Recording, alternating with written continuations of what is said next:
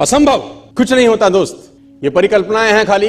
और मैं आज तो आपको बहुत ईमानदारी से और 12 साल के तजुर्बे का निचोड़ निकाल के बता सकता हूं कि इस दुनिया में असंभव नाम का कोई शब्द होता ही नहीं है। इंसान कभी भी चंद्रमा पर नहीं पहुंच सकता, पृथ्वी विज्ञान की अधिकतम सीमा है।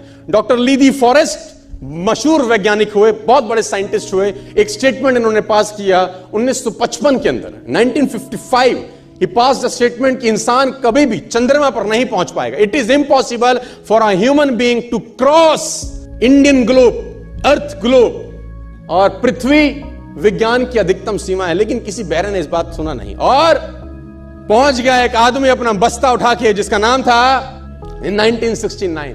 और उसके बाद तो स्पेस जर्नी ऐसी हो गई जैसे आप और मैं अभी पतिया और बैंकॉक चले जाते हैं। लॉर्ड केल्विन बहुत बड़े साइंटिस्ट हुए, उनका स्टेटमेंट आया कि सिर्फ पक्षी उड़ान भर सकते हैं, हवा से भारी मशीन का उड़ान भरना असंभव है। इट इज इम्पॉसिबल कि हवा से कुछ भी भारा हो और वो उड़ सके, क्योंकि ग्रेविटी उसको गिरा देगा। लेकिन तमाचा मारा इन लोगों ने, तमाचा मारा और लिख के दिया कि हमने साइकिल के स्पेयर पार्ट से इंसानों को पक्षी बना दिया। साइकिल के स्पेयर पार्ट से इंसानों को पक्षी बना दिया। 16 साल लगे राइट ब्रदर्स को जहाज का निर्माण करने में। लेकिन इन लोगों ने उसकी बात नहीं सुनी कि जो कहते थे कि वायु का सिद्धांत तुम्हारे विपरीत है। यह बात भंवरे को कही जाती थी कि भंवरा वायु के सिद्धांत के कारण कभी जीवन मोड़ नहीं सकता, क्योंकि उसके पंख उसके शरीर से हल्के रहते हैं। लेकिन भंवरा साला किसी स्कूल में गया नहीं आज तक। माई doctor told me I will never walk again. मेरे डॉक्टर ने मुझे कहा कि तुम कभी चल नहीं सकोगी। My doctor told me you will never walk again. My mother told me I would, and I believed my mother rather than doctor. Wilma Rudolph एक ऐसी एथलीट हुई जिनको पोलियो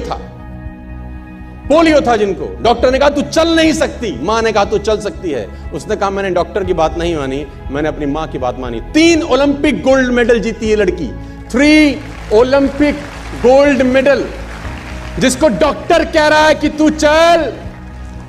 लेकिन मां क्या बोलती है? मैं आपको उदाहरण देना चाहूंगा सर।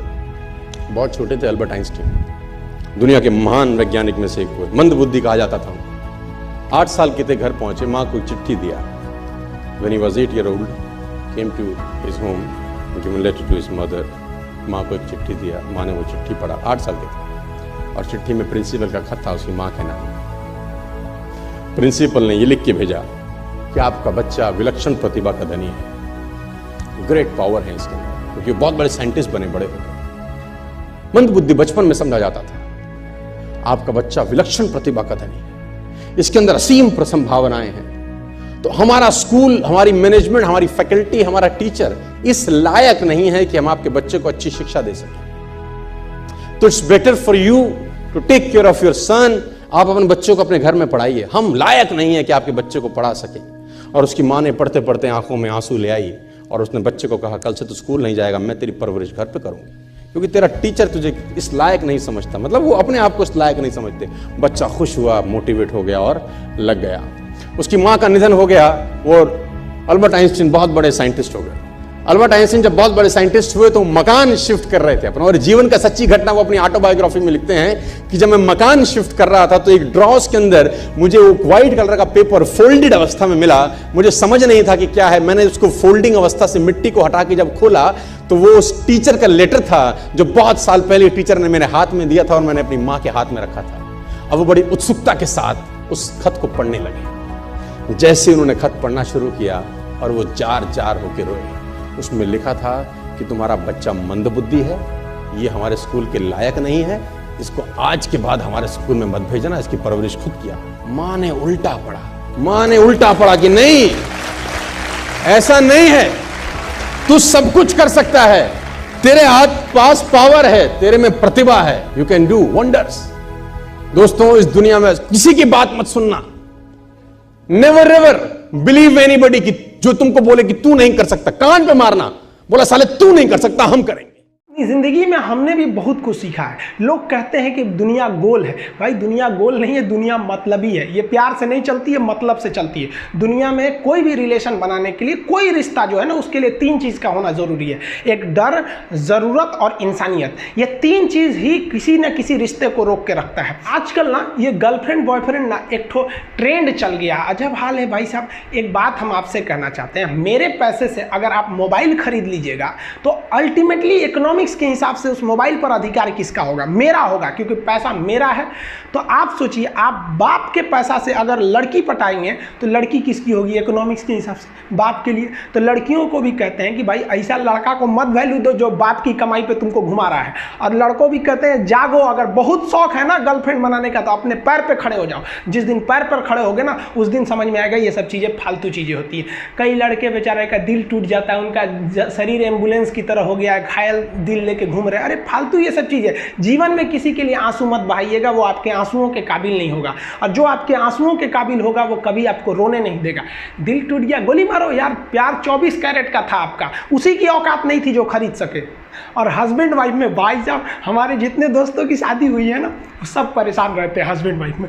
इन दोनों में केवल एक खराबी है, दोनों अपने आप को सुप्रीम कोर्ट समझता है। समझिए भाई साहब, आप मिलजुल के रहिए। अभी क्या है कि आप जितने भी स्टूडेंट हैं, आप सबका जॉब लगेगा, अपने से सब शादी ब्याह सबकी होगी, भाई आपका परिवार खुश रहे। लेकिन आप देखिए, शादीशुदा इंसान हमेशा परेशान रहता है, ये दोनों हमेशा झगड़ते रहते हैं। समस्या क्या है?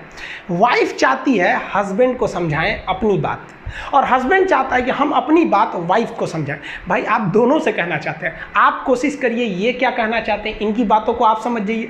और आपसे कहते हैं आप अपनी बात मत थोपिए, इसकी बातों को समझिए। होता क्या है, लड़कियों को लगता है कि इनका हस्बैंड बाहर करता क्या है, ऐसे पैसा बरसता है, पेड़ पे से हिला के लेके चला। ऐसा नहीं है भाई, बाहर निकलिए फिर समझ में आता है ये कि बाहर जो आपके पिताजी या फिर आपके हस्बैंड या जो भी कमा के लाता है उसको कितना मेहनत होता है।